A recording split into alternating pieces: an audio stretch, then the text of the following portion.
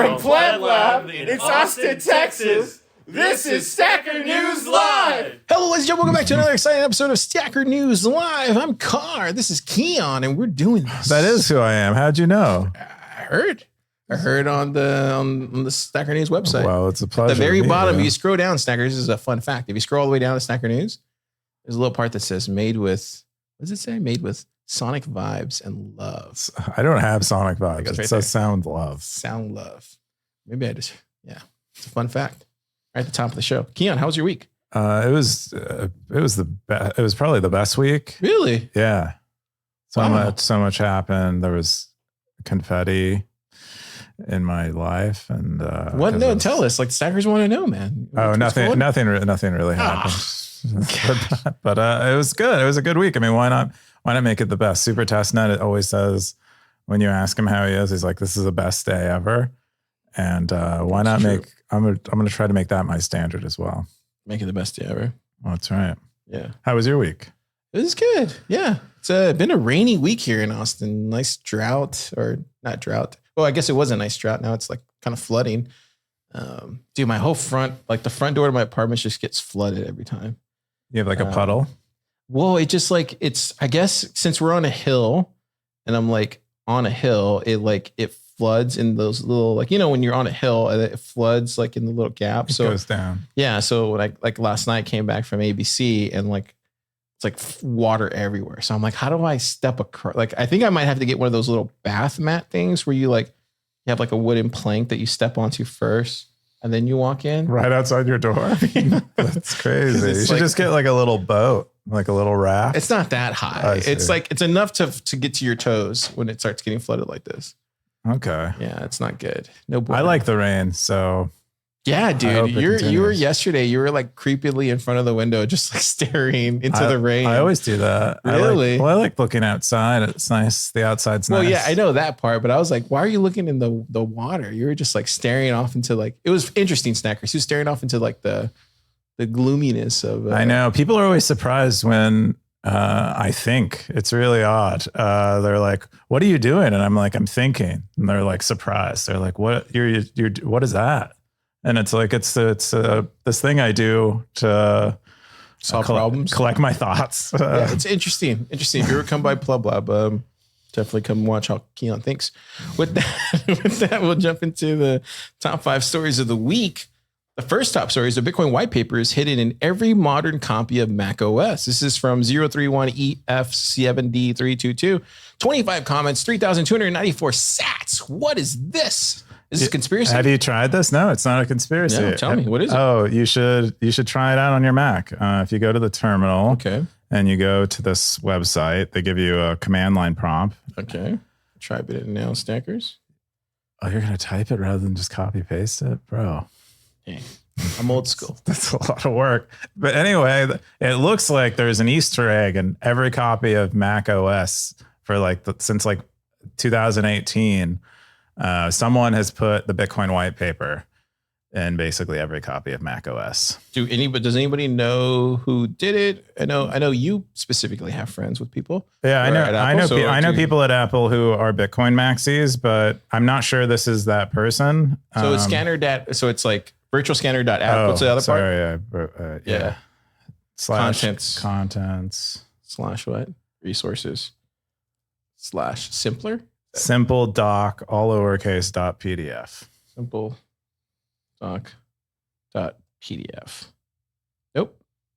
Oh, you probably typed it wrong because you typed it and it's a lot of characters. But basically, if you put this in your, let me see if I could scroll. Is it simple dash doc? Oh, there it goes. No, I got that right. Capture devices, virtual scan. Like you have to get virtual. It's also right? Case sensitive. Yeah, I got all the cases. .app, yeah, contents, resources, simple .pdf, image. Yeah. But it could. Oh wait, I didn't put a slash before image. Gotcha. There you go. Yeah, I don't know. This is why you copy. This is why if you're going to do it at home, copy and paste it because typos are way more common than people realize. Let me go there and copy and paste it. But keep going. Yeah, but anyway, there's a copy of the Bitcoin white paper in every copy of macOS since 2018. It's kind of hidden really. Oh, snap. Car got it. Yeah. Yeah. Oh, shoot. Open up my Adobe. Yeah. Has anybody verified if this is the actual white paper? If it's like anything's changed? I'm pretty sure people have confirmed it's the actual white paper. That's really cool, man. How does that happen, Keyan? Don't they have like coding checks of some sort? Like, how does that work? What would they're going to check for if you have the Bitcoin white paper? I mean, they probably needed a PDF to serve as a placeholder in this application. And someone was like, well, what PDF do I want to use? Mm-hmm. And they maybe were a Bitcoiner and they threw in the Bitcoin white paper. That's my read on it. But this is kind of a common thing. Programmers are kind of prone to having fun with themselves while they're programming applications because they have to look at the parts of the application that you don't look at, but they still want that part of the application to be fun. And so often, sometimes when I'm writing code, I'll have themes in my code. There was a program I wrote where I had like a jail theme where I was locking users into subsequent parts of the application for security reasons, and just I themed all the. No, because it involved a security theme where it was escalating security policies, and I themed it as if I was taking them into a jail, and then they'd go through. They'd have like a commissary, and they'd have you're often trying to entertain yourself, and this is likely what happened here. I could see that. Like when we used to spin up servers and stuff, I used to name them after like the Walking Dead characters. Yeah, you know. Were any of them named Negan? No, we didn't get that far. Okay, good. Yeah. But here, so let me just show you. Negan. Yeah, let me just show I think it was Satoshi Nakamoto. He had one reply and 374 cents in the top comment. He basically had an image there. It's worth checking out, stackers, but it's a Bitcoin macOS image. That looks really cool, man. It does. It's really cool. I don't know who he did the graphics. It's a swell image. Yeah. And I'm running 12.4 Monterey. And it's works on mine, so it worked on mine as well. Even though I knew this would probably work, I was still surprised. I'm running 12.6. Here, I got a question for you. I just want your opinion. There's no right or wrong answer. Do you think if Steve was around, do you think he would have been into Bitcoin, or do you think he would have been against it? I think he would have been into it. Why not? Yeah. As someone who has he's experienced a lot of life, like kind of, as a founder, perhaps one reason why he died kind of young is you have sort of an accelerated experience journey as a founder. Oftentimes, like you're exposed to a lot more of the government, people, and other things than you might otherwise be. And I don't see, if Bitcoin is like truly something worth valuing, I don't see how you would be someone like Steve Jobs and not come to value it. And so, yeah, I think so. Plus Steve Jobs is kind of punk rock. I think Bitcoin is pretty punk rock. Yeah. I think if anything else, he would have enjoyed the white paper not on the Mac. That's something definitely he would have approved for sure. Yeah. It's fun. It's very fun. Look at how much buzz this got. I think this story has been posted like 20 times to Stacker News by different people from different sites because people just love how fun it is. Yeah. All right. The next top story is Bitcoin in El Salvador, an honest live report. This is from Carl B. Menger. 39 comments, 27,000 sats on April 6th. Dude, what is going on here? Yeah, this is a great post. So Carl B. Menger has a Substack. You guys should subscribe. He writes a lot of great Bitcoin content. But he came and he doubly posted this on Stacker News.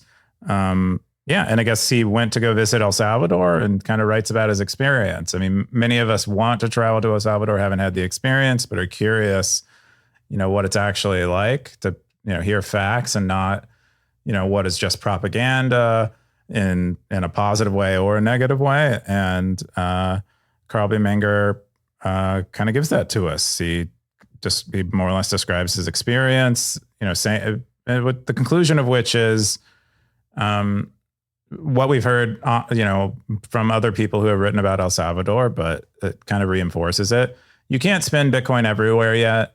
Most ordinary places will have a hard time. But if you go to El Zonte or, little places where Bitcoin was a little more common before even the Bitcoin law went in, you'll be able to spend Bitcoin. Additionally, it gives kind of a background on El Salvador in general and how people feel about, Bukele and kind of the things he's done. But some of it was new to me. He said that before Bukele took office, people were afraid to go outside past like 6 p.m. Like even like just ordinary citizens would get robbed and murdered, just being out and around. And it was Bukele who kind of stepped in and, maybe overstepped by some people's accounts, but certainly cleaned up the country and made the majority of ordinary people's lives better by getting rid of the gang violence that was happening. So this is kind of the characterization he gave of the political landscape in El Salvador. In general, and then he also has like a value transition for himself where he's like, this is his last point. He says he thinks hodling is really important, but he thinks, at this point, perhaps in his Bitcoin journey, he's ready to spend and replace his Bitcoin rather than just hodling. And that's kind of what he leaves us with. Yeah, that's awesome. There's a comment here at the bottom from Joe Nakamoto. He said, awesome write-up. We had near identical experiences, which I documented here. And then he links to a YouTube. But he says, Napo's a legend, by the way. Well done for sending sats, your patience, and educating others. But yeah, I think Joe hits it right there. I think we saw his post maybe a couple months back. Yeah, when he went up there or down there. Very similar experience. We have a couple people in the lab that have been over there. They had nothing but great things to say. I think the thing that sticks out at me was that you can walk outside and there's abundance of food everywhere because everybody's a vendor and you could just buy with Bitcoin and stuff. I think that's kind of cool. So. Yeah, I wonder what the vendor thing is. I wonder if it's just easier, like what makes them. I noticed this in Brazil too. Like we would go to the beaches in Brazil, and every like minute or so there'd be a vendor selling something else. And I wonder if it's like a regulatory freedom that they have to create these vendor businesses, or what. I think it has to do with probably just the what do we have here? Because like on 6th Street right here, you can walk out of Plub Lab and like, especially on Fridays and Saturdays, you can walk down maybe a block and get food from some of these carts that are out there. But that's just because we're right here on 6th Street, like on a Friday and Saturday. But I'm sure they have all sorts of like health things you gotta have, permits, whatever. Permits, all kinds of weird stuff that makes it probably on some level undesirable to start. But the other explanation might be that El Salvador, some of these other Latin American countries don't have much of an economy to allow people to be employees. Good so they become self-employed. Yeah, just self-starters. I love it. Yeah. That's one from Carl B. Minger. Great job on that post, man. Love it. More original content on Stacker News is what I say. The next top story is introducing Mutiny Wallet, private unstoppable Bitcoin payments. This is from Mr. Tony Giorgio. 23 comments, 5,000 boosts, baby. And then 2,883 sats. Keyan, what is this? I've never heard of them. You really? Yeah, me neither. I don't know who these guys are. I don't know what they think, what kind of mutiny they think they're starting, but not on my watch. Anyway, but no, these guys, we've been covering these guys for a while. They're building an in-browser wallet that's super privacy focused, which is like kind of a nice like juxtaposition, because often we think of a browser as being kind of a cesspool as far as like actually achieving privacy. And so they're doing something really hard, and many people are really excited about it because we all want an easier to use Lightning wallet. But anyway, they announced that they've raised money. They've raised just over 300K, they say. Wow. And they're calling it a pre-seed. This is written by Paul, Future Paul on Twitter. But Tony Giorgio, Ben, and Paul Miller are the founders of this, and they're building. They're really doing it. They all have these executive titles, which it looks like Tony is the CEO and Ben is the CTO, which the T stands for technical officer there. And then Paul Miller is CPO. He's a chief product officer, which is cool. And they all fit into these roles, I think, really well. And I'm really excited to see what they build. But here's like a little screenshot. If you haven't already checked out Mutiny, most of the people, our moms who are watching this have all seen this. Probably they're all users of Mutiny Wallet on testnet. But yeah, I mean, really, really cool. And they list out their supporters here. So they had 1031, they had Brad Mills, Chris Hunter. I don't know who Chris Hunter is. American Hodl, Ty, who's a kind of a Bitcoiner we see around Austin occasionally, and NVK.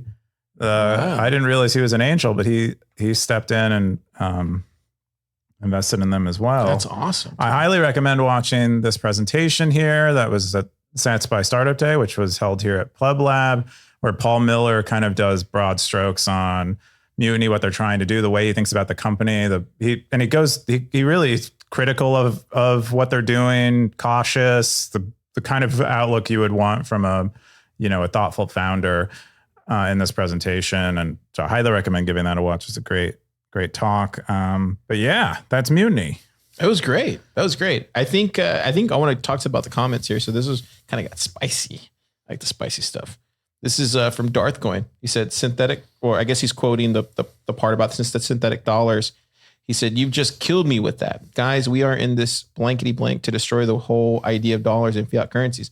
Maybe even a few years will not even exist. So the whole idea of a DLC is useless. Stablecoins are just a crap reminiscence of fiat money. Please stop this BS. The future is Bitcoin only, not crap. Stablecoins." And then Ben the Carmen came in. He goes, "Personally, I probably won't use the stablecoin aspect, but there's a lot of demand for this in parts of the world where they can't eat Bitcoin volatility. If you don't want the stablecoin part, that's fine. It'll lay the groundwork for us to build a DLC market that is usable for anything." So, and then Darthcoin said, "Fair enough." So it gets a little spicy in the comments, but I think that's part about being a good founder, is answering those questions, those tough questions. Indeed it is. Yeah, really excited about these guys. I feel sorry for any investors that didn't get in on their round because. Are you poking at somebody? Like, no. I think it is. I think it's a missed opportunity. I think you have three technically competent friends who stepped in to build something. Just two co-founder friends stepping in to build something who are competent and get along well and won't break up. That's very rare, but three, that's much more rare. And I don't know. I think for me, like, just to add on to that point, I think for me, like, I've known these guys for a really long time at this point. High character individuals. I call them, really, really close friends. Also, they're mission driven, and when you have a mission driven founder, three at that, it's hard to put a barrier or a blockade in front of them that they're not going to be able to jump over. So I'm bullish on Mutiny, man, really bullish. But I've been bullish on those guys for a really long time, just like a lot of us have. So, heck yeah, congrats to those guys. Yeah. The next top story is Mullvad and the Tor project release a new web browser. What? 24 comments from 0xTR, 4,140 sats, baby. What is going on here? I didn't see this. Yeah. Trying to compete with the Arc browser? I think, no. I mean, Arc is doing its own thing. It's basically, it's mostly trying to make a hyper polished browser, but Mullvad and Tor, it seems more like a competitor to Brave is what they're trying to do. Interesting. Yeah. And you'll notice that if anyone's a Brave user, you'll have noticed, I think it was around the time this was announced or released, Brave started selling VPN subscriptions directly from in their URL bar. And so I think it might've been a response to this. Maybe they had a little bit of inside information ahead of time, but yeah, I mean, this is pretty cool because it's basically selling. It's a browser that has kind of native support for VPNs and is privacy conscious from people we already kind of respect in those domains. Have you used it yet or no? I haven't used it, but is it based on Firefox or Chromium? It's probably based on Chrome, but it could be based on Firefox. It's likely based on whatever the Tor browser is based on, which might be Firefox. Okay, so.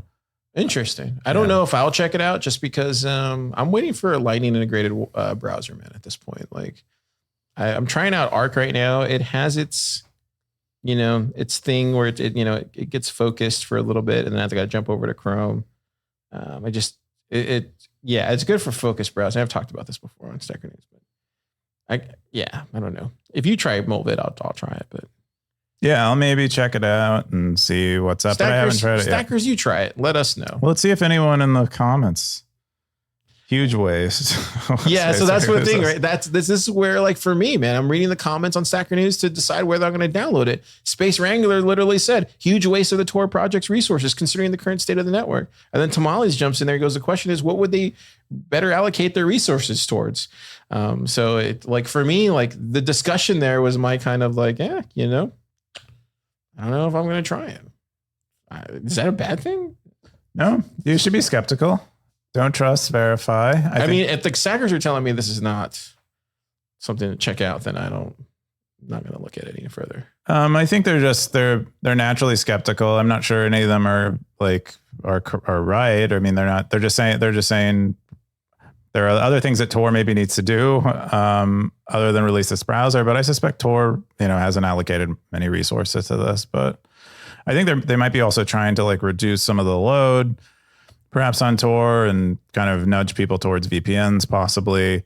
But yeah, a lot of good points are made in the comments, but still I support anyone trying to increase privacy on the web, because it is so crazy. And if you look at their blog posts, they kind of talk about things that people are a little less familiar with, like browser fingerprinting.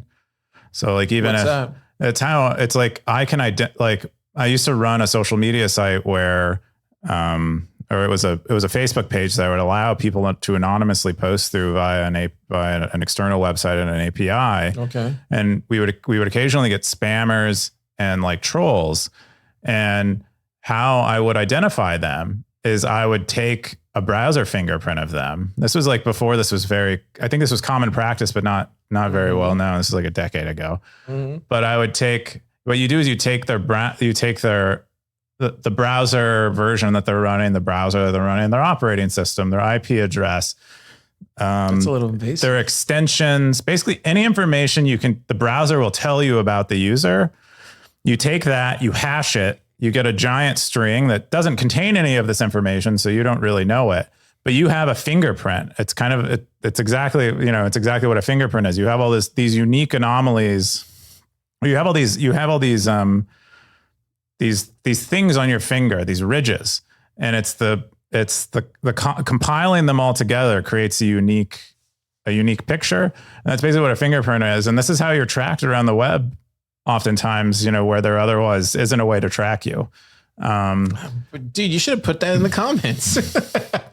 No, but this is you would have told me that. I would have, like, now I'm going to go and download it. But this is this is like common knowledge among like privacy focused people. Put it in the comments that this exists. But it is like so the fact that I'm sure Brave and all these, any other privacy browser focuses on this stuff at this point, but it's really cool that they, to focus on privacy, because there are just so many ways it can be violated. Stackers, if you're listening right now, download the Mullvad browser.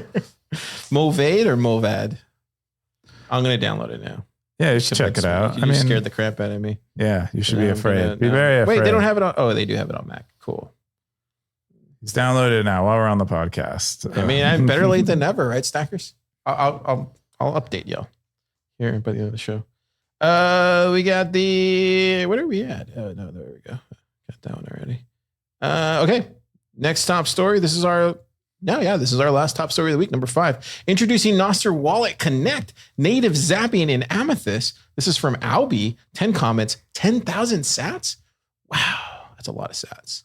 Yeah. So basically, this is a way for Nostr apps to connect to Albi, a user's Albi wallet, and not really. And when you zap in the app, you don't have to open a Lightning wallet or whatever to pay it. It'll just call your Albi wallet to do zapping and stuff. And that's basically what this is. It's just like a way to connect your Albi wallet to a Nostr application and enable, relatively seamless payments. Yeah. As Snackers, you know this. I'm a big fan of Albi. I love what they're doing. I use their wallet all the time. I use it for Thriller Bitcoin. And I'm just, so wait, does this get away? Can you still, I guess theoretically, could I still use Wallet of Satoshi? Or no, I would just be using Alby then. I wouldn't have to use WAS, right? I mean, this is mostly reducing the friction of like you're in DOMA, and you're zapping someone. But if I'm in Amethyst on my Android, then at that point, am I removing the whole Wallet of Satoshi aspect of it? Yeah, you don't have to. It won't open Wallet of Satoshi when you hit the lightning bolt. Yeah, so that actually works better. Yeah, it makes it a more. I think I've heard Verbicha on Snort call this fast zapping, and it makes it a much more Stacker News like experience, but possibly non-custodial or possibly preferred custodian if your preferred custodian is Alby. But can't you use your own node on Alby? I thought you could. You could. Yeah. So non-custodial or preferred custodian. So Alby is kind of hosting your node, any kind of node credentials Alby's you have. Great, dude. Alby's really good. Yeah. This is really cool, man. I'm looking at a video that they have there on the screen. But Amethyst is not on iOS yet, is it?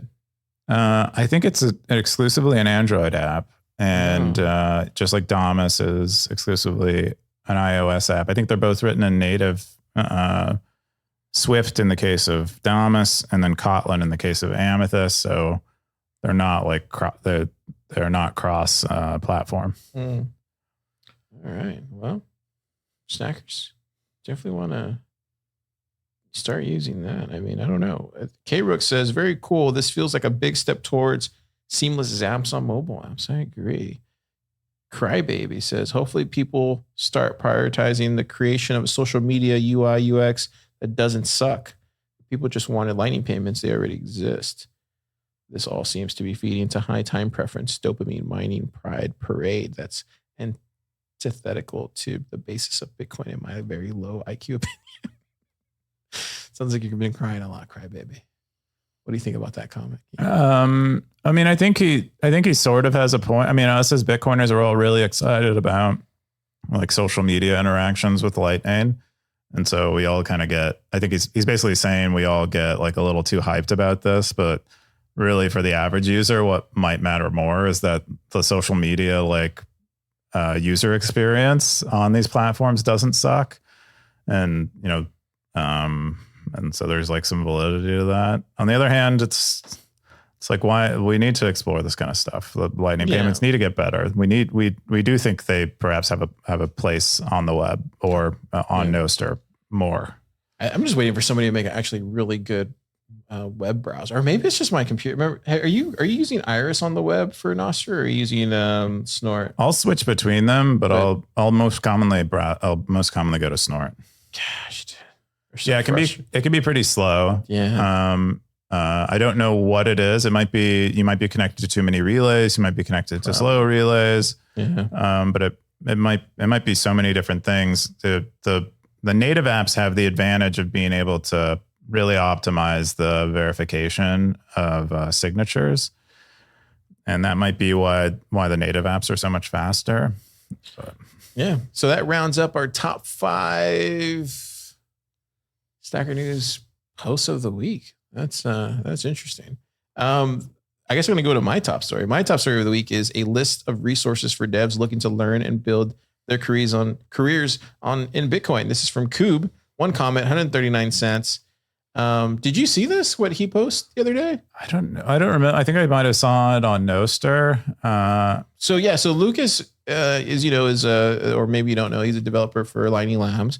He made this whole kind of resource page where he's like sharing all the hacker spaces, all the educational programs, communities, the bounties, the open source product development, the funding, the employment, the dev meetings, the Bitcoin open source communities on Discord, Slack, and chat apps, jobs in Bitcoin companies, technical books, other technical reading resources, the technical conferences, the BitDev Socratic meetups, Bitcoin focused VCs, Bitcoin dev Twitter accounts, Bitcoin dev blogs. Dude, this is a crazy amount of information that has been needed for a long time. Where was all this before? Was this, how did you find out all these things? Is just from being like when you came into Bitcoin? Because I remember you talk about that. That's why you made Stacker News. But like, where were you finding out? Did you know all this stuff, Keyan? Like where all this stuff was at? Or Was there a place to go to? I mean, I've heard of most of these things. I did maybe the Bob space I hadn't heard of. But as far as like a one-stop shop to see everything, the landscape. No, there's some great like Lop. Jameson Lop has a great resources page for both Bitcoin and Lightning. Those are maybe the two that I would probably reference the most frequently. But I thought this was very helpful. It is. I shared it on the PlubLab Slack so that people can look at it. It's really cool too. Like it's really cool. So just wanted to give a shout out to Lucas for creating. I mean, you might also like that PlubLab is at the very top. That might. Are we? Did you just know? You didn't even notice that, dude. I don't care about that kind of stuff. Yeah, I really just care about the fact that the devs can get. For me personally, like I don't know all these technical books that were out there, right? Like it was really cool to see all the Bitcoin technical conferences because I actually know about most of them. I was kind of shocked. I was like, oh, okay, so I know. The only one I didn't really know was the Azores. Yeah, I don't know about that. Those are islands off the west coast of Portugal. There we go. I've been there before. They're really cool. They're created by volcanoes and they have great cheese. That gets me going there. But anyway, just shout out to Lucas for creating this. I want to bring this up.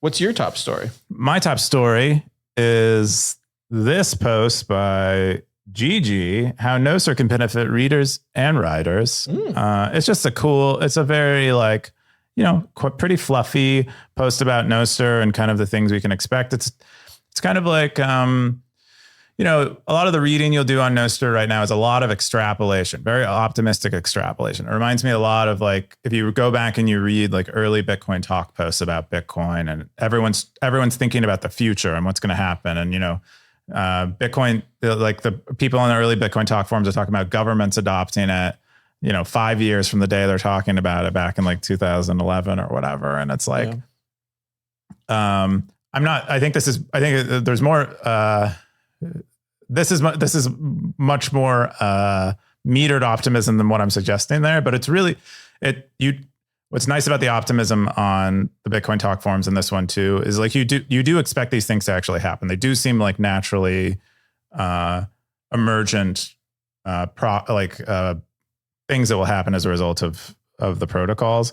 Anyway, he just kind of describes, he has general kind of GG kind of philosophizing about information, which I always enjoy to read. In addition to he's been fond recently of like posting like ideas he has for things that we built on Nostr, but this one in particular is like talks about people highlighting things on Nostr and those highlights getting shared, and then somehow the original author of the content that got highlighted getting a share of the sats for that content. It was the whole Lightning Prisms thing. And I didn't realize he touches on it right here. Mm-hmm. So the way, at least I understand, and tell me I'm probably going to be wrong about this, but let's say hypothetically we're sharing Stacker News live, via Nostr, right? And it's going out there and it's being shared.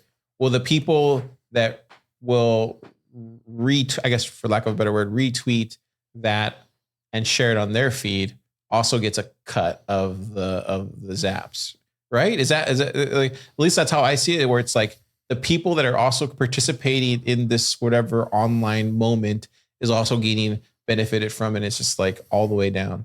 Well, yeah, the prism is an appropriate metaphor for what I think he's trying to describe, which is, a prism takes in a kind of wide spectrum of light and then breaks it out into specific wavelengths such that you can see each individual wavelength. Beautiful. Yeah. And that's what he's saying. That's basically what he's saying is like, you'll have this kind of, this wide spectrum of light that is a user zap, and then it'll get broken out to all the individual people who maybe made that piece of content happen. And, that's a gorgeous, I love that. Beautiful thought. I wonder where he came up with it, or how he came up with it. Was he just like on the toilet, just like he might have been staring out at the rain, and then everyone's like, "What are you doing? What are you wrong with you?" Keyan. You see what I did with stackers all day long. No, great post. I'm gonna go back and read it. I didn't read it. We were at ABC last night and somebody brought up lightning prisms. And so this is what happens. You go to these meetups, people start talking about all these philosophies of Bitcoiners. It's kind of cool. I think that's all we got for Stacker News. Keyan, what do you got? We can do a little bit of top stuff, just real quick. We usually do it. Like cowboys. Keyan's all about cowboys. That's right. Car's upset because he doesn't have a cowboy hat. I can't, dude. Every single time I get a freaking cowboy hat, I lose it. It's like some random dude hits you and steals your cowboy hat, or some you lost it scraping the old mountain. You're losing out. Car's a native Texan, but he can't survive in the wilderness. That's what we've learned in the wild, in the real West. Let's do it. He's a city slicking Texan. No, I guess that's not true. I know. I was born on a farm. He wears boots more than anyone I know. I was born on a farm. That's true. I think it was true. No, it's totally I haven't true. verified. I haven't talked. Do you want to see my birth certificate?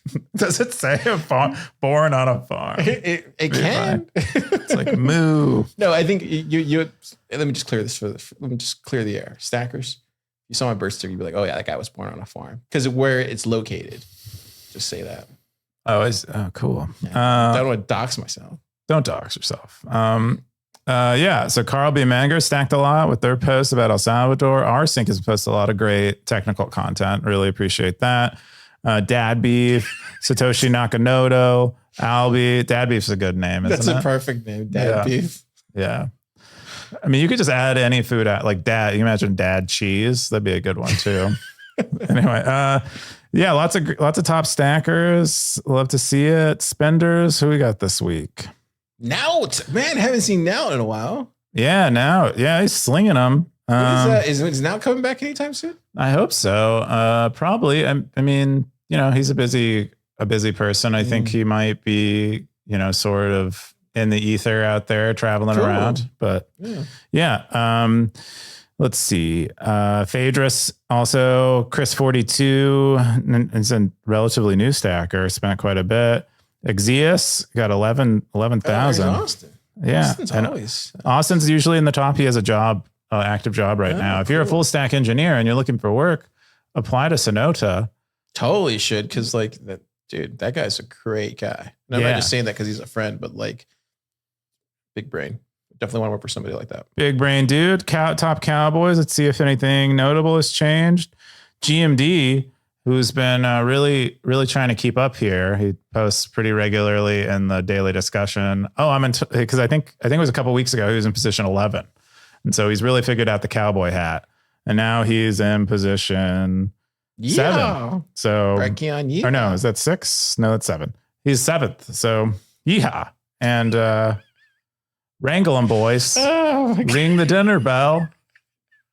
Cats a calling. You should watch it. I don't know if that's his phrase. You should watch Cowboys versus Aliens. Have you seen that movie? It's not bad.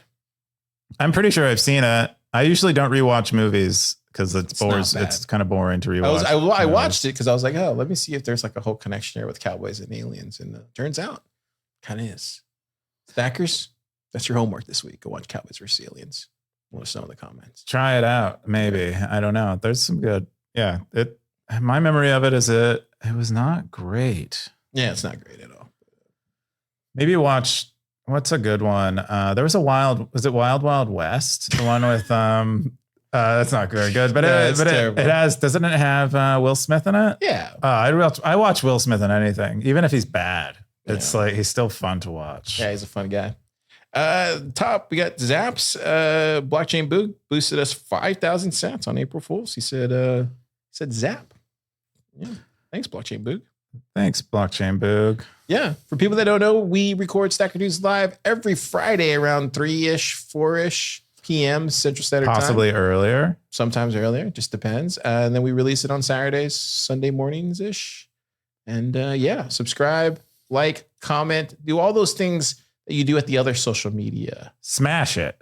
Smash it, guys. Smash the buttons. Honestly, I would much rather prefer if the stackers went, because I post it, if you could comment below in the Stacker News post. That way we can have a really smash discussion. Those comments. Actually, you know what? Do we still have time? We have time. Yeah, of course we have time. So there was a while back, somebody had posted something about the Stacker News thing, and it's probably too late to look at it, but somebody had posted comments about it. I was supposed to mention it. I never did. I think it was on the Booger episode. But we'll start mentioning the comments. Yeah, look right there. Alan just said subscribed and thumbs up. Woohoo, top post of the week. That was from Ezekiel. Anyways, Keyan, what are you going to do this weekend? What am I going to do this weekend? Probably still more moving stuff. I'm still not moved in. It takes forever, but you know, like you got to get everything. You haven't unpacked anything? We've unpacked, but you kind of want to get everything ready so that you can live and not think about it again. And so that's kind of what we're spending our time doing. I think that's it. And then, yeah, maybe like go thrifting. I've been missing. I haven't gone thrifting in like, I don't know, like 8 months. Just random like house stuff. You know, you move in somewhere new, you have like new spots for new like little gadgety thing, like little knickknacks and stuff. And so we'll probably look for stuff like that. But that's awesome. Yeah, it's also Easter. Yeah, dude. I have an Easter vigil tomorrow. That's gonna be fun. Cool. It's the longest mass that there is. It's really long. What do they do? It's just you bring on the new entrance to the RCIA and all that stuff. It's a whole thing. Stackers don't want to hear about it, but yeah, I'm gonna do that tomorrow. And then I want to see that movie. I want to see if somebody will go with me to watch that movie with the Ben Affleck one. It's like the whole Nike movie. Have you seen that? No, is it about the story? It's about the story of Nike. Yeah. Oh, cool. Which I know very well. I love these founder movies. There was a recent movie that came out on Apple about Tetris that was pretty freaking good. I like that they're doing this. Was that good or no? I thought it was pretty good. Oh, I need to go and watch it. Yeah. I saw it on there. I just haven't watched it. It was really. I thought it was actually. It was very entertaining and pretty good. Yeah, I like to before I go to sleep. I like to put on a movie and then I fall asleep. That's just how I usually go to sleep. Dude, you're such a dad already. I'm dad beef. You're dad beef? No, I knew it. Beef. There's someone else called Dad on here, and like he'll say something, and I'll be like, "Thanks, Dad." Dad beef. It's really fun. All right, see you next time, Stackers. Zap.